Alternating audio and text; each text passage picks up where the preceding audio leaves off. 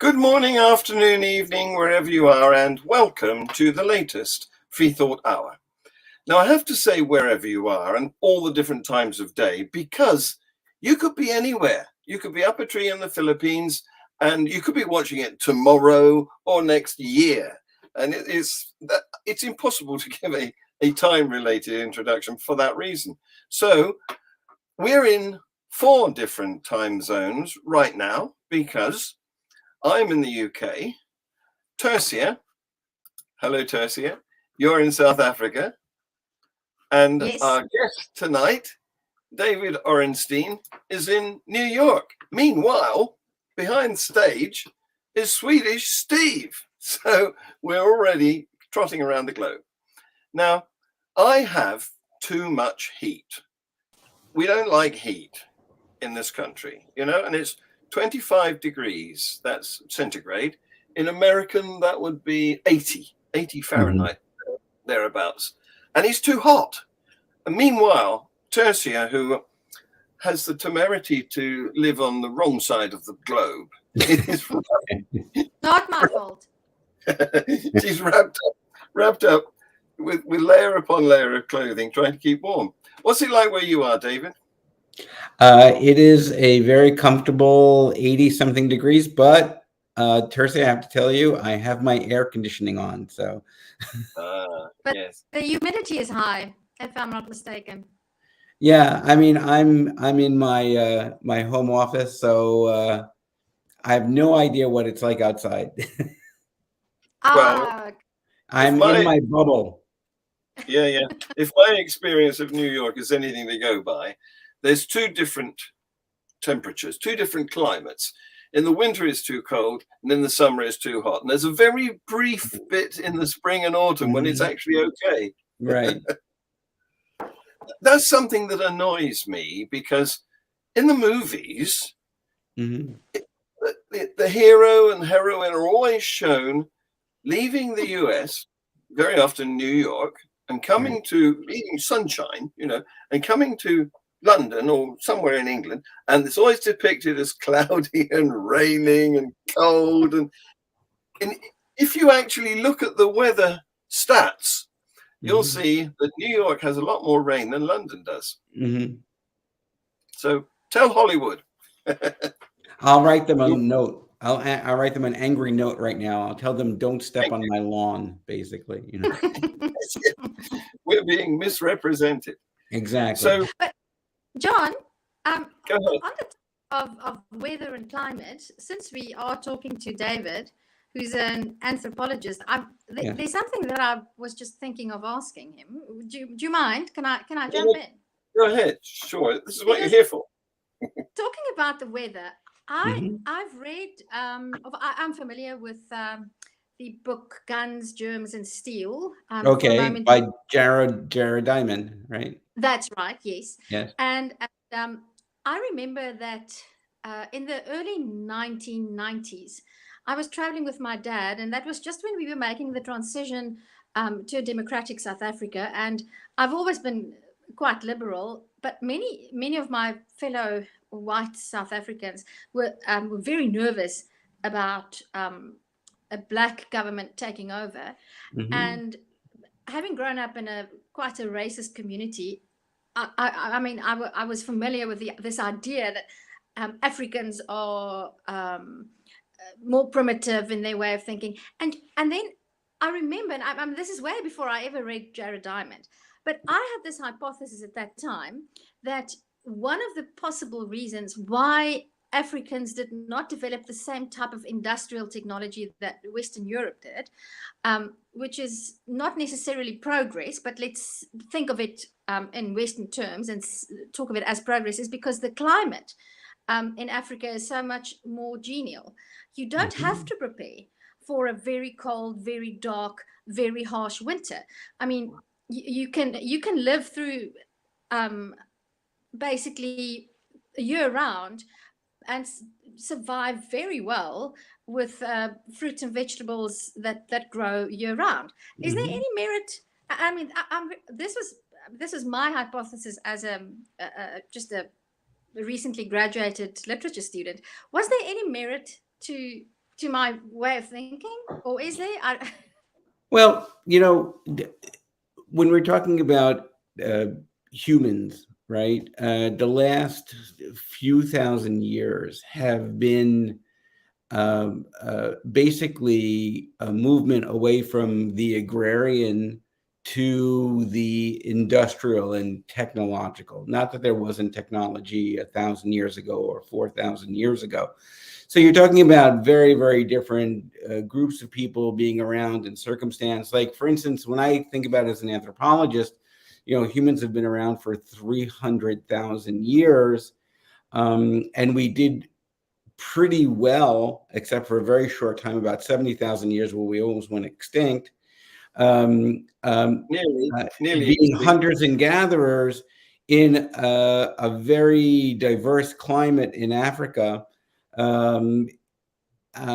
where we didn't know we needed the technology until we invented it, right? So things like pyramids or running water, outhouses, which became bathrooms, and eventually market economies from the silk trade and all the way.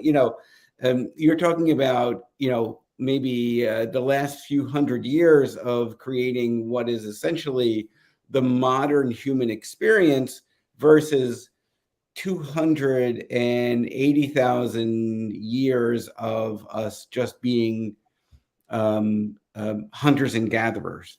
And so when you say, oh, why didn't they, quote unquote, invent this and it's not just in Africa, right? You could say in Asia or in Central and South America, where humans had radiated, right?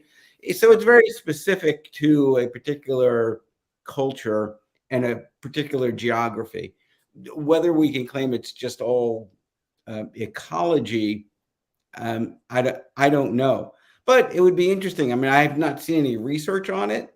Certainly, there are things like, economic oppression, the whole idea of taking other people's land, and basically, enslaving people and using that to create economies of scale as well. Not that there wasn't slavery happening across the globe. It's not necessarily a European thing, but there are just so many variables. I'm sure the ecology is one of them, but I don't know if it's the only one.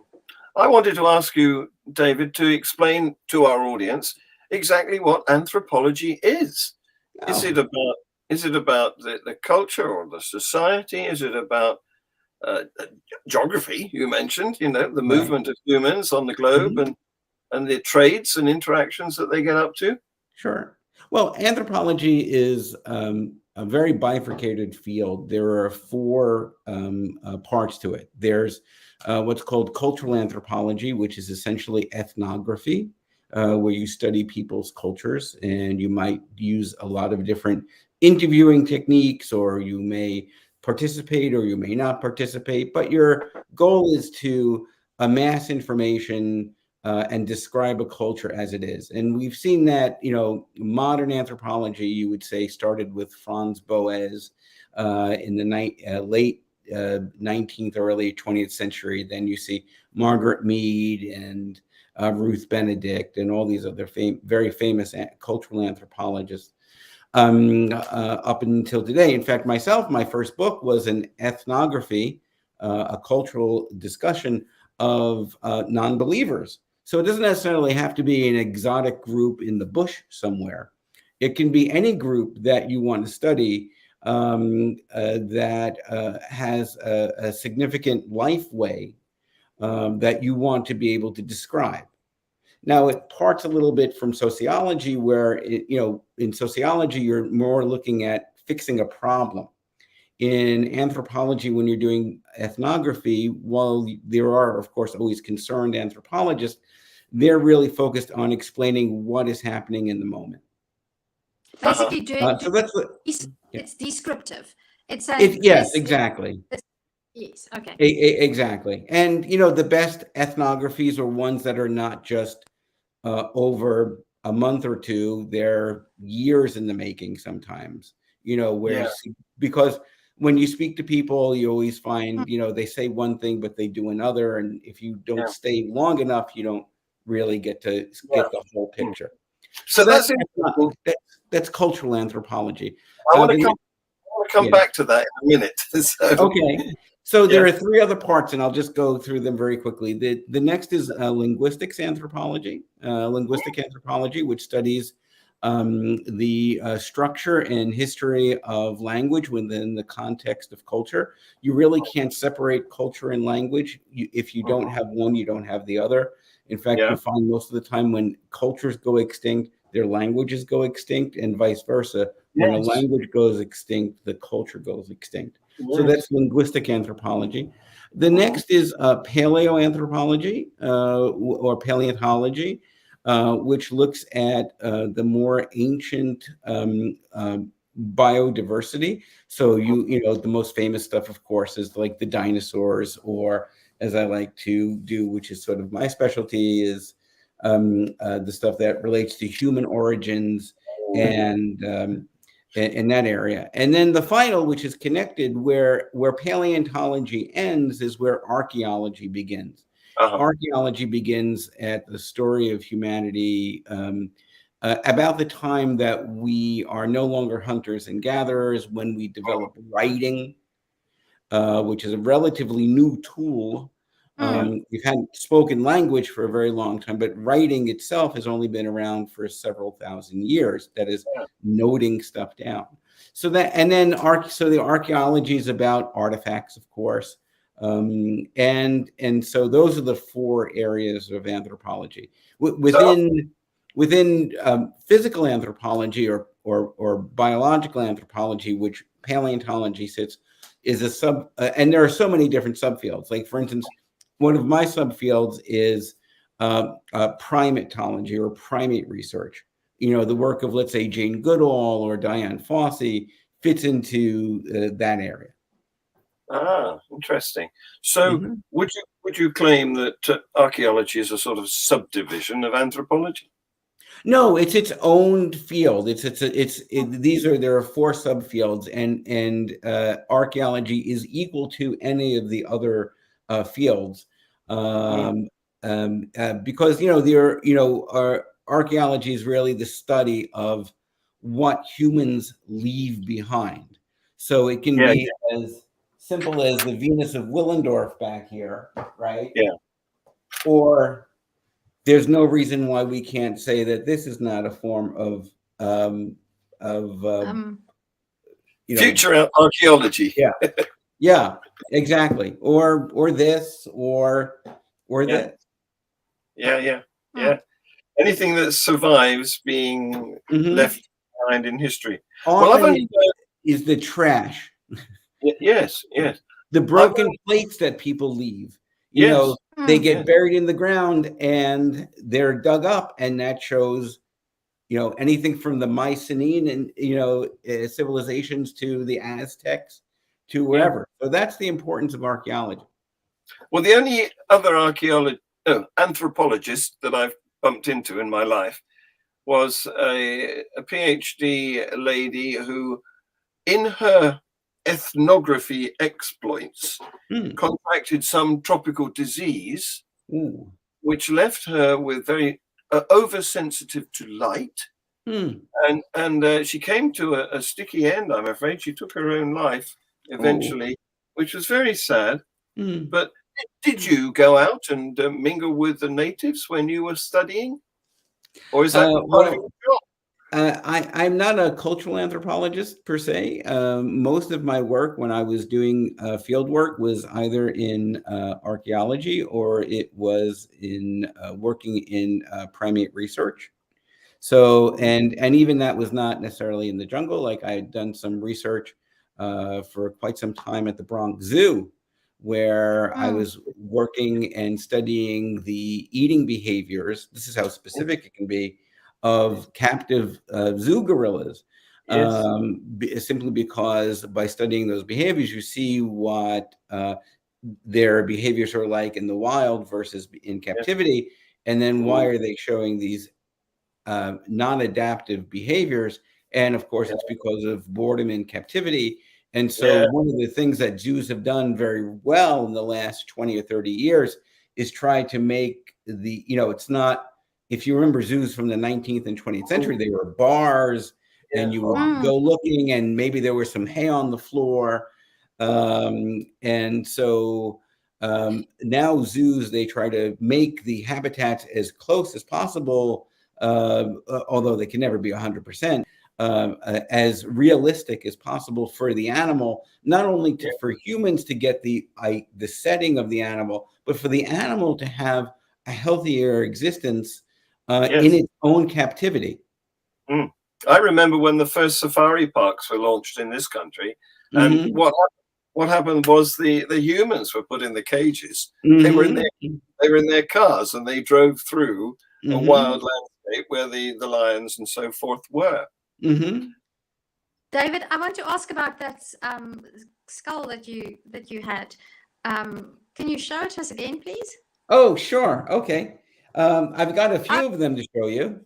This is my brother. This is my brother. I have to answer his question because he asks what fertility goddess is that in the background. So that, my dear brother, is the Venus of Willendorf that I told you about earlier tonight when I told you. That's right. Here she is. Is it the oldest or one of the oldest of its kind? It was found in Germany. It's quite old. Obviously, this is a reproduction, and it's it is not the oldest. You can go back to Africa and you can see very ornate fertility gods and other things like that. But what's fascinating about this is what beauty was, several thousand years ago had nothing to do with the face. If you notice, there's no face. Yes. It's just about the hips and the breasts. Yes. And obviously a woman like that would be a healthy person.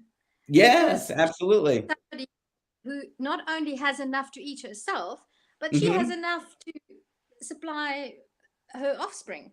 And a good likelihood of giving birth safely too. Right. You have to remember that when the humans who created this fertility god were living, they were living a lot shorter lives than we do today in the modern world. So the idea of, and this is very Darwinian, natural selection, right? The more you can produce and have healthy offspring that themselves can reproduce, the more successful you will be. And so the idea of praying to gods or goddesses, right, Athena or any of the goddesses of love or whatever, the idea is to make sure that you are selected, or your family and your group is selected to be as prosperous this way as possible.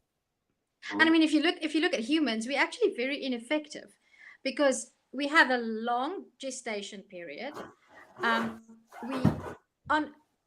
To have twins is very risky and not very common.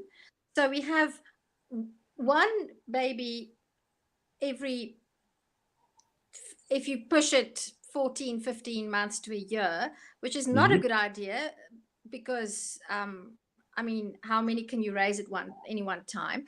And it takes a long time for our offspring to be self-sufficient. And then if you have a very high infant mortality, so if you have 10 babies in 15 or 16 years, then your chances of surviving that many births for a woman, because we are really not very, if we were designed, and as a woman I can say this, if we were designed by any supernatural being, then he really did not do a particularly good job, especially in the areas, so we're very ineffective in many ways compared to other... we don't have the uterus of a dog or a cat that pumps out 9 babies at a time, right? In fact, there's Exactly. an old joke in New York that is a fetus is not viable, or a child is not viable till they finish law school. Yes. So, it's not only like the first 18 years, it's like, well, what do they do, until they finish After- medical school?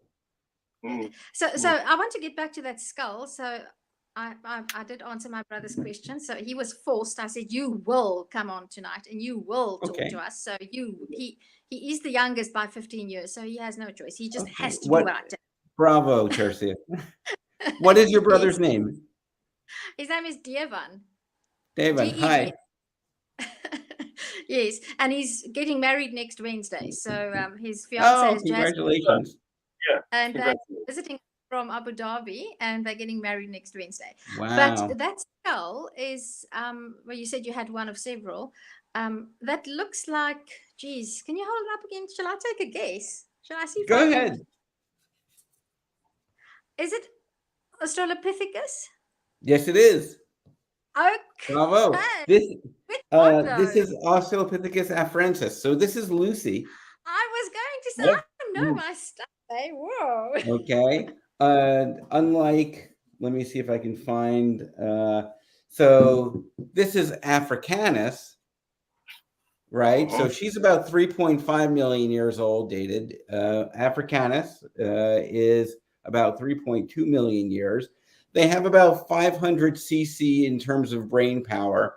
And you can see that, they're well on the way to becoming anatomically modern humans, but they're not really in any way, shape, or form very close to us. They're bipedal, and it's very clear that bipedalism came before big brains. And the way we know that is the position of the foramen magnum, where the spine goes into the base of the skull. If you have a dog and a cat, it's sort of about over here, right? But if you look at Lucy, it's right at the base of the skull, just like anatomically modern humans. Humans. So we know that, forward-facing eyes, being able to walk on 2 feet, without necessarily knuckle dragging, was a modification, a biological modification prior to things like big brains.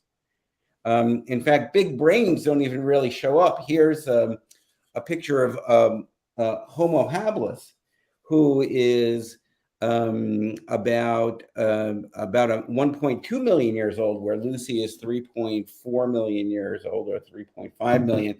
And you go from 500 cc's to about 800 cc's.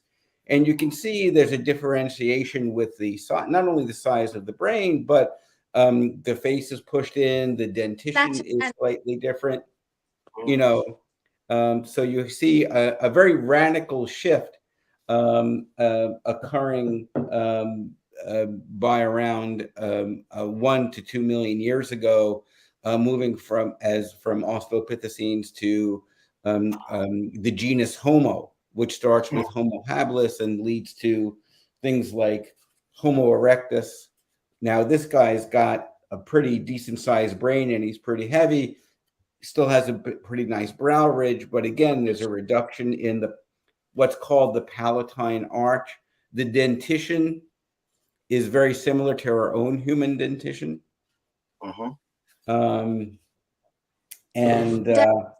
Yes.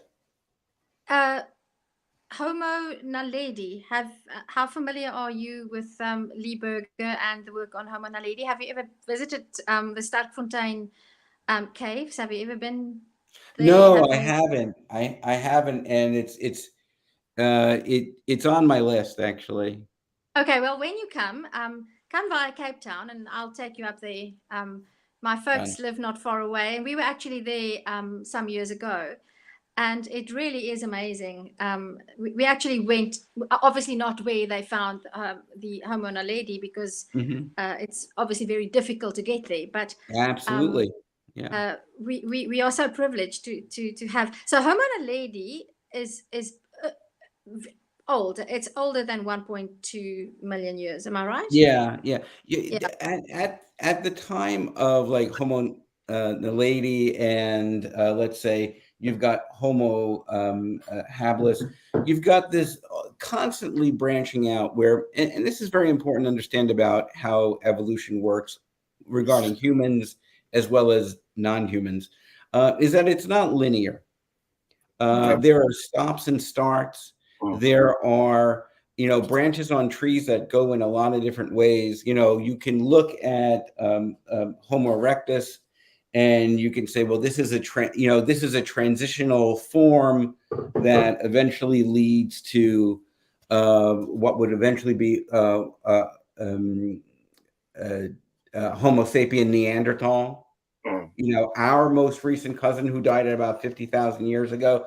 So it's a very complicated tree where there's evolutionary dead ends all along the tree, and that it is splintering, and that there's all this what's called speciation, where there's all this adaptation, and so it's going on constantly. Where we may, look now and say, oh, look, we're the top of the food chain, or we're evolution's answer to the question, what is human?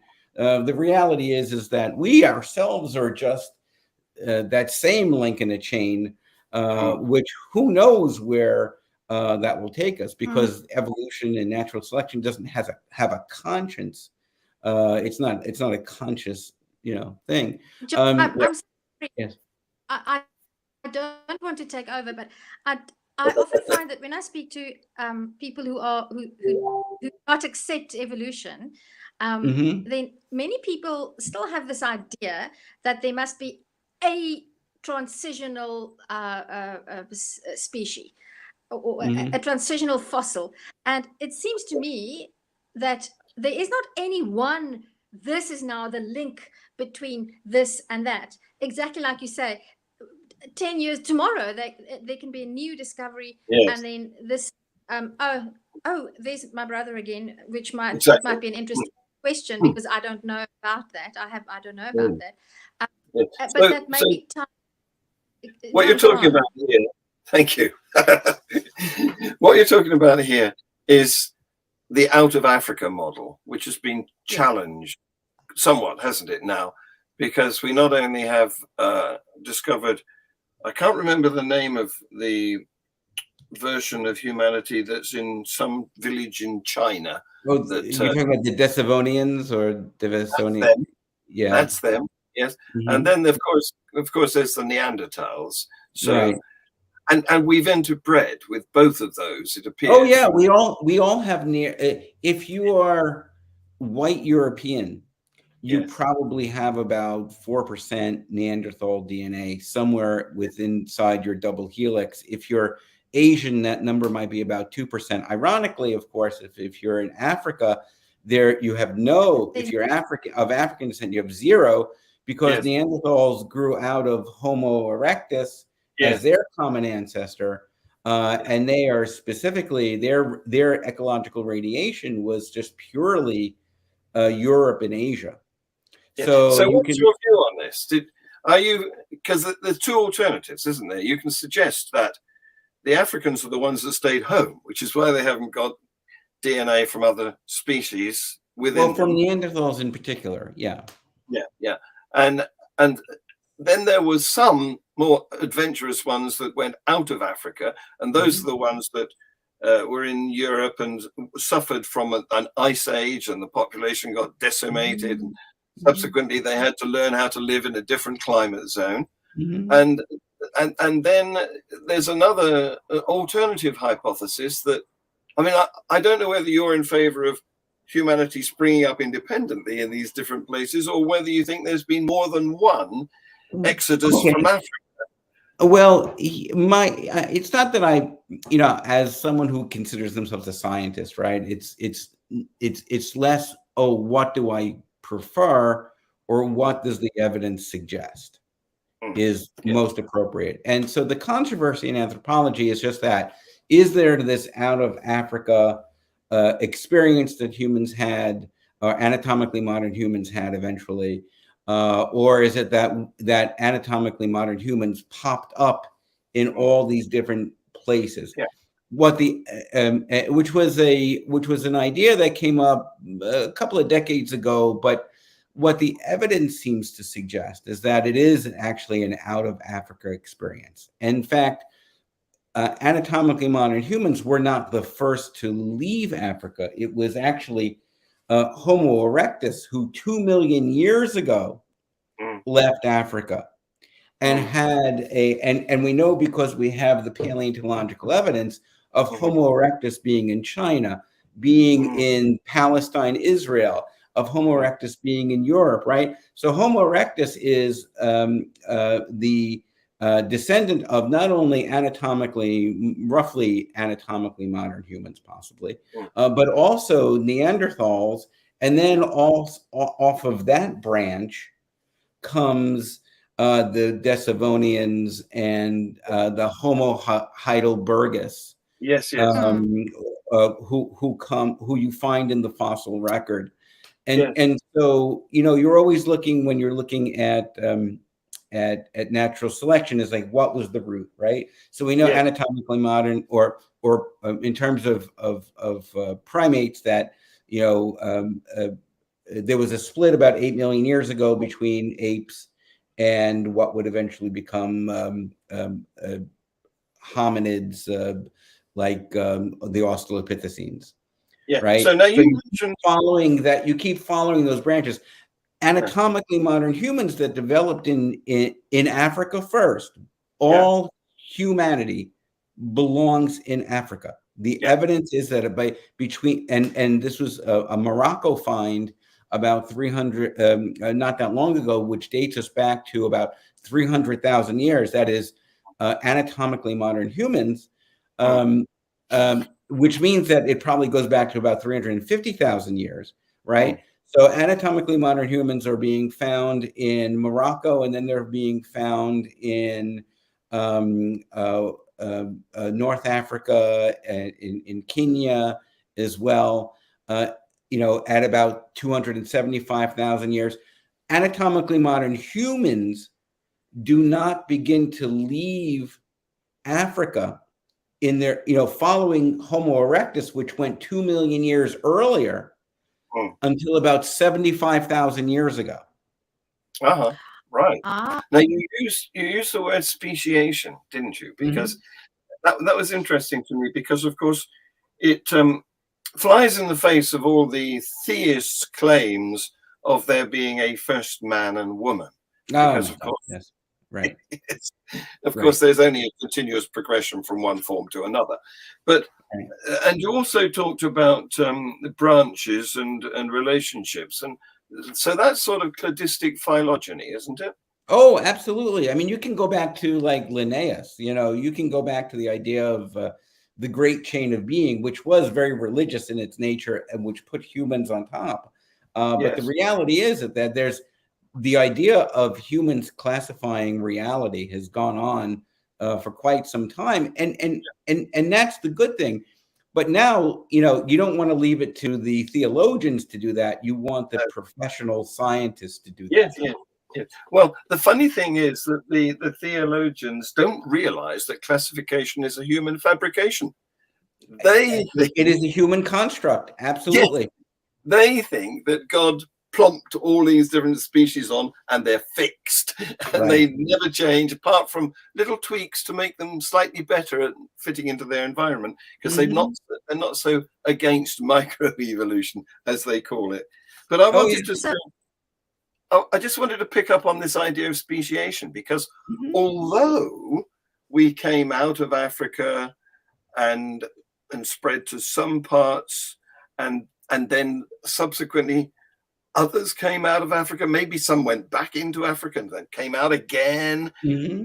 But despite all of that, we seem to have been interbreeding. A little bit of Denisovian, a little bit of Neanderthal. So we've never been, this is the problem with the word species, isn't it? We have never been an exclusive species. It's a very good point, because, when we always talk about in anthropology, what it is that makes us human, I think that one of the things that really makes us human is the diversity of our genome, which includes these other African hominids. Yes. And so, when, the worst thing you can do to someone who's, and I'll say this because I'm from the United States, let's say a neo-Nazi, a skinhead or a racist, is let them take a DNA test, because then they'll see, where their genes come from, and they'll realize that there's no such thing as purity. In fact, from an evolutionary point of view, the pure, quote unquote, pure that you are, the less likely you'll be able to adapt. So actually, they're all extinct. Diversity is a good thing. Having all of these different genes in us from time in memoriam, going back thousands, in some cases hundreds of thousands of years, even interspersed with other closely related hominid species, all is essentially really important for telling the biological story of our own reality, of our own humanity. But I think that's one of the beautiful things that makes us human. Yes. Well, the neo-Nazis, if they stick to their pure regime, they're going to be some of the first ones of us to go extinct. Because exactly. Absolutely. David, I want to ask, I'm just thinking of time spans.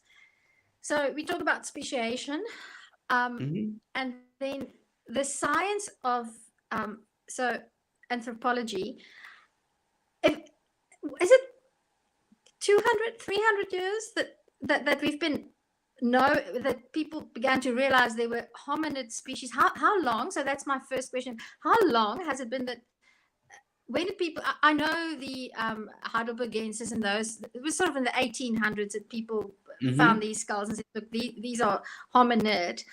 But it's not 500 years that we've been studying. Oh no! It's much more recent than that. So we have been studying. It's so recent. It's such a recent science if you think about it. And then people want to deny that. People discredit the science of anthropology because they say there's changes. Now you have this skull and then it's dated here on that branch, and then again but that's a good thing because it shows that it fills in the gaps. You fill in the gaps. And then the other thing that I'm wondering about, 75,000 years, would that be? I have no idea. Or is there anybody who has any idea? Would that be long enough of a period to sort of begin with the process of speciation? And I want to point out here that I am, in my limited understanding, it's not as if one day somebody wakes up and they can interbreed with one species and the next one can't. It's not like, am I right? It's not like that. Right. It's a much more gradual process that because we don't have a concept of the time spans involved. Right. We can't grasp it. It's as gradual as growing up times 75,000, Yeah, it's hard for humans to understand the fact that, in our, 80 to 100 years that maybe we have, that there is a world that is existed much longer. I mean, mammals have only been around for 65 million years themselves. We're not even talking about primates. We're not talking about Miocene apes or any. We're talking about the Oligocene, which is a whole other geological epoch. And it's hard for humans to get their brain around how new we are. We are new kids to the block, our species. When you talk about there's a big difference between natural selection and what I like to call, or what is known as, artificial selection. And we see artificial selection all the time with how we breed dogs, or how we breed our food supply, or how we breed different plants. And so humans have interacted with natural selection for a very long time. Certainly in the last 100 years, we have definitely had a huge impact on the planet related to artificial selection. Natural selection is something that takes millennia or more to develop, simply because you need a long Earth, and you need to understand that this is a long selected time. You may have genes that turn on and off based on the environment, based on the ecology. They may show up, traits may or may not appear. They may appear at the wrong time, and so they don't really get passed on to other generations. It's so infinitely difficult to understand the long process of how nature in itself operates. That is the law of natural selection, as told to us by Alfred Russel Wallace as well as Charles Darwin. We can't forget Alfred Russel Wallace. Charles Darwin.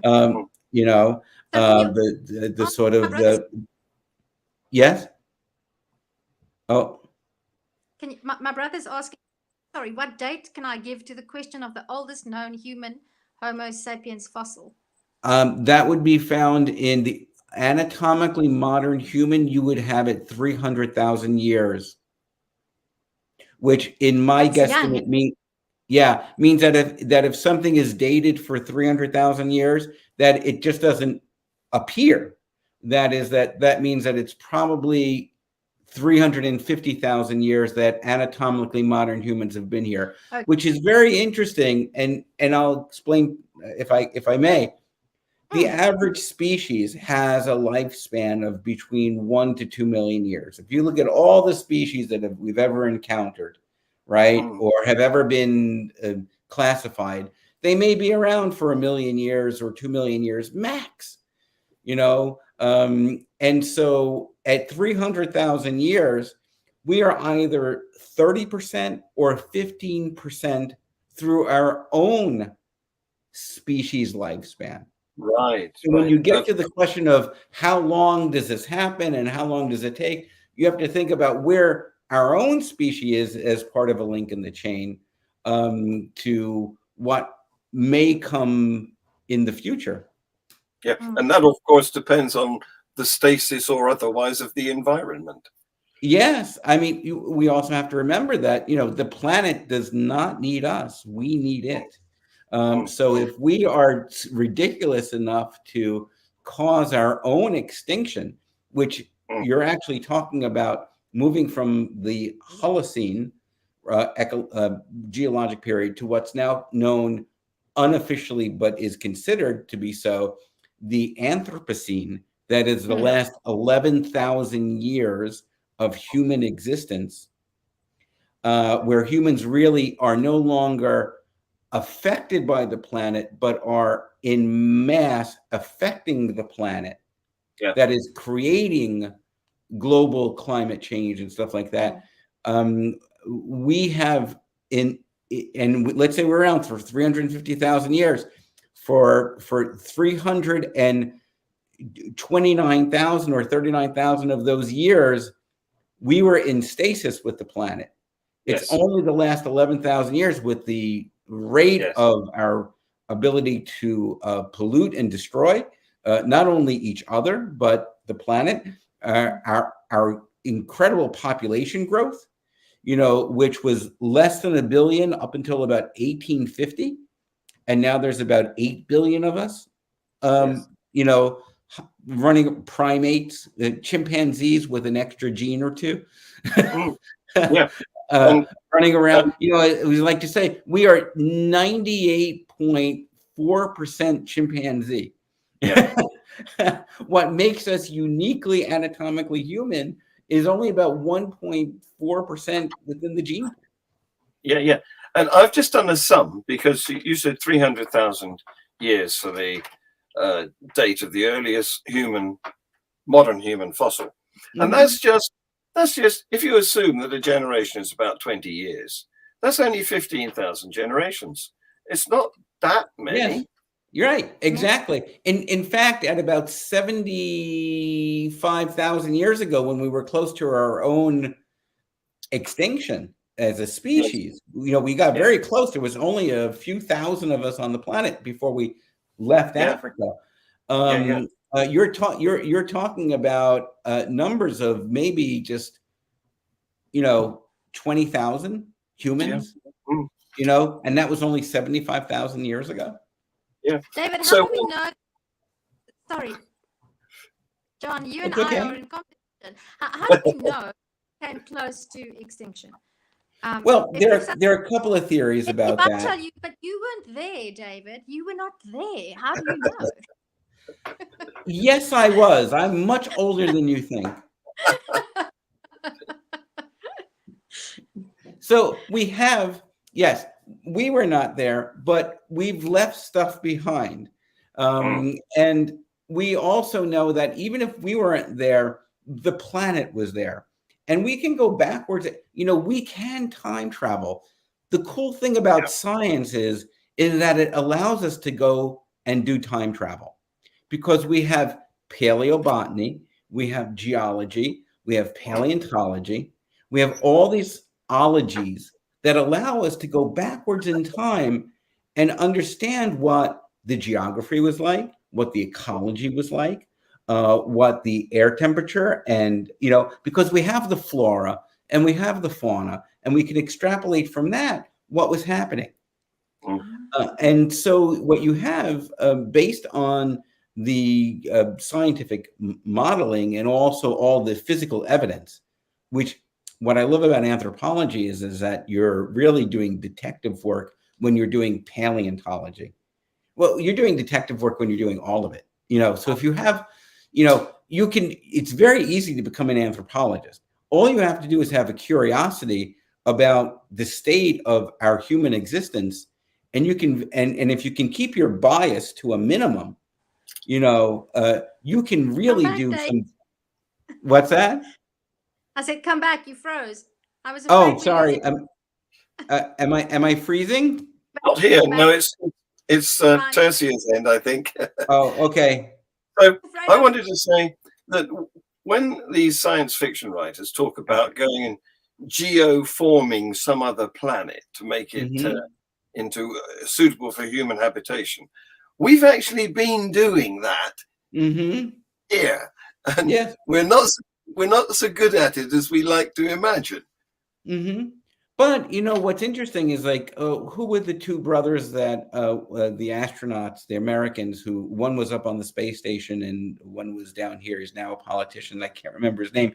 They're twins, and the one came back and it found that his genetic makeup had slightly changed because he spent like 18 months in space.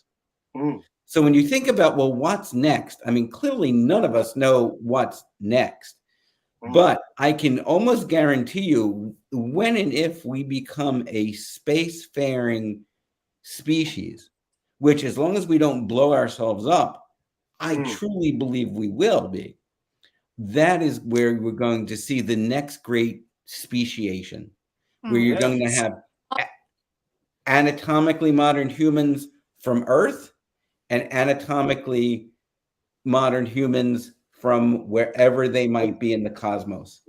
Yeah. But of course, we'll be able to interbreed. Yes, up until such point as we can. If we cannot create viable offspring, then we're a total other species.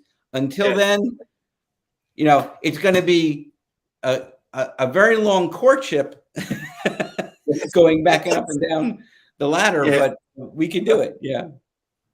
So I wanted to give you a chance to plug your next book, David, because you've got one that's coming out next year, haven't you? Yes. It's called, the rough title is A Short History of Long Time, The Evidences for Human Evolution. And it talks about a lot of the things that we've talked about today, including,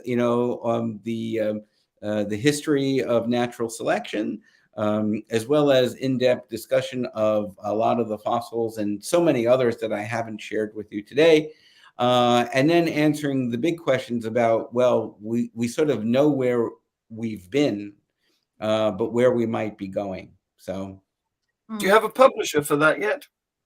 I do. I don't want to go into those details. Okay, fair enough. Yeah. Yep. So another thing you mentioned was that you've been studying gorillas in the artificial habitat of the zoo, and Yeah. that made me think immediately anthropomorphism. How Hmm. do you deal with that? How do you distinguish between what we want to see as an interpretation of a behavior and what is actually an an Well, un, a we natural anthropomorphize.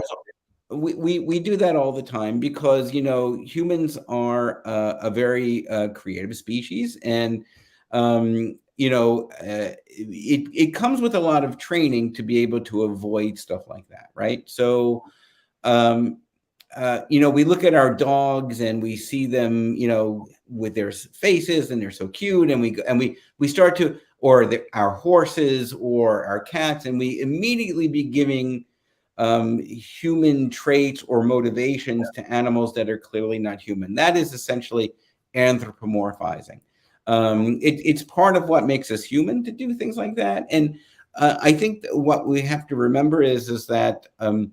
Every species is its own country, if you will. It's its own identity, and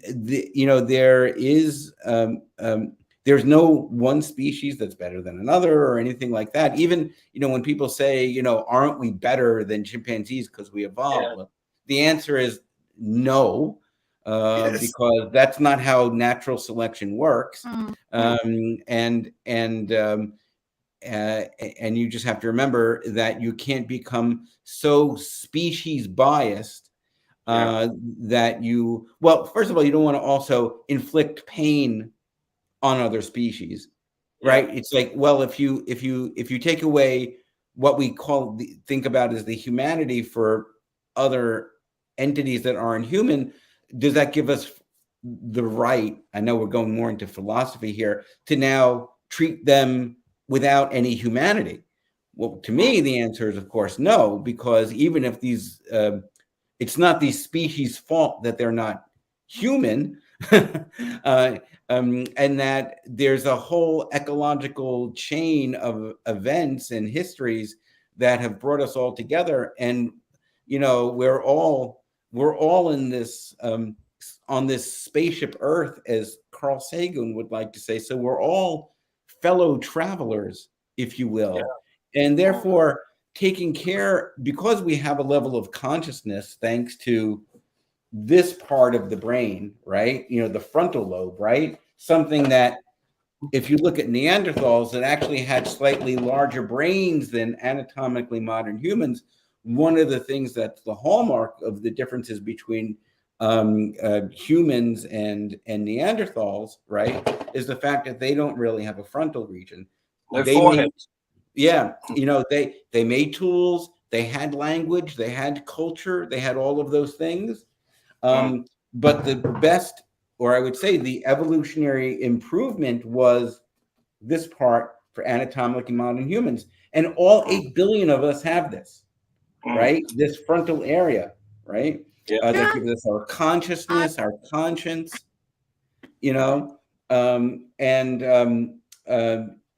so that's what gives us, in terms of evolution, the competitive advantage. Yes.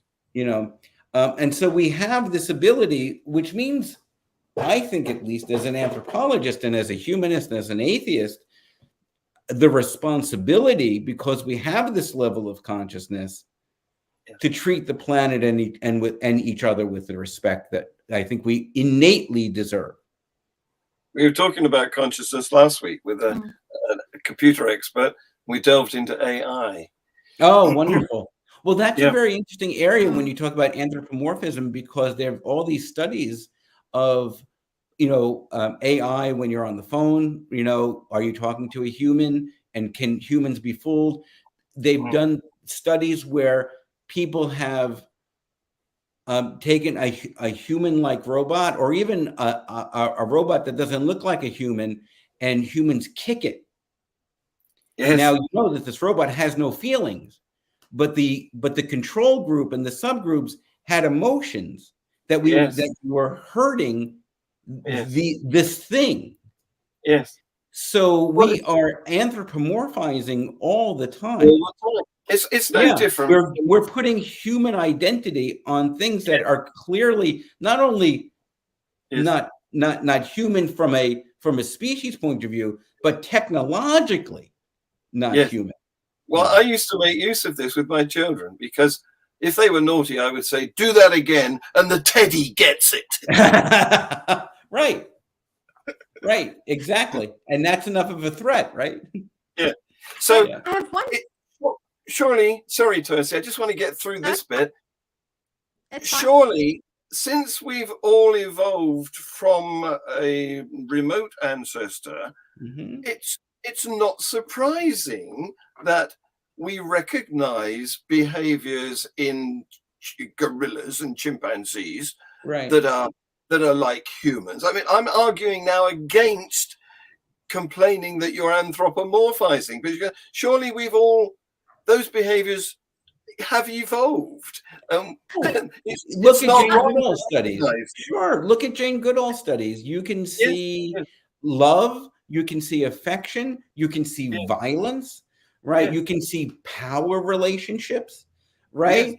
So I'm So not, all the things that make us uniquely human are embedded in our DNA, and we share them with our chimpanzee. You can see that with horses, and you can see that with dog. I mean, with any yes, animal, really. I mean, when a gorilla adopts a kitten, or Coco. yes, yes, Yes. yes, that is, it's not anthropomorphizing because it's a gorilla doing it, so it's not Right.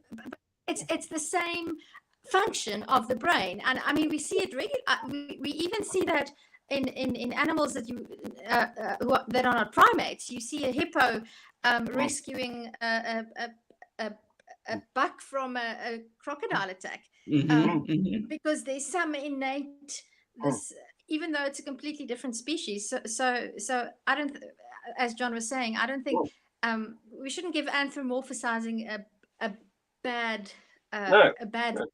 It's Right. not. It just is. It's neither good nor bad. Yes. But And you know, in science, it could, if it causes bias in doing your science, then obviously you have to guard against that. But as a process of living life in the world, obviously it's real and it's there. And you can you know it's extinction. I'm sorry.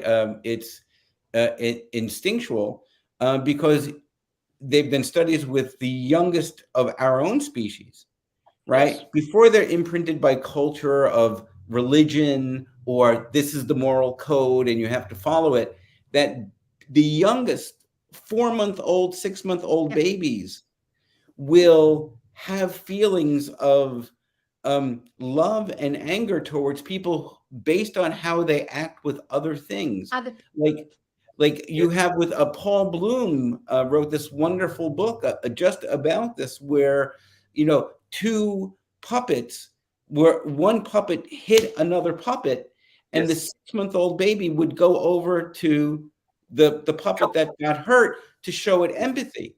Now, nobody's enculturated that child into take care of those around you, but they're doing it already. And so to make sure that it wasn't about the color so much, they did it with another group of kids and they changed the color and it was the same response.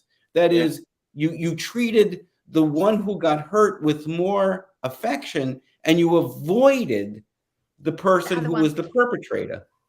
And religion gives that innate inclination the name morality and says it comes from some supernatural being, whereas science proves that it cannot. It's innate, and it's not only in humans, it's not only in primates, and it's not something that is learned.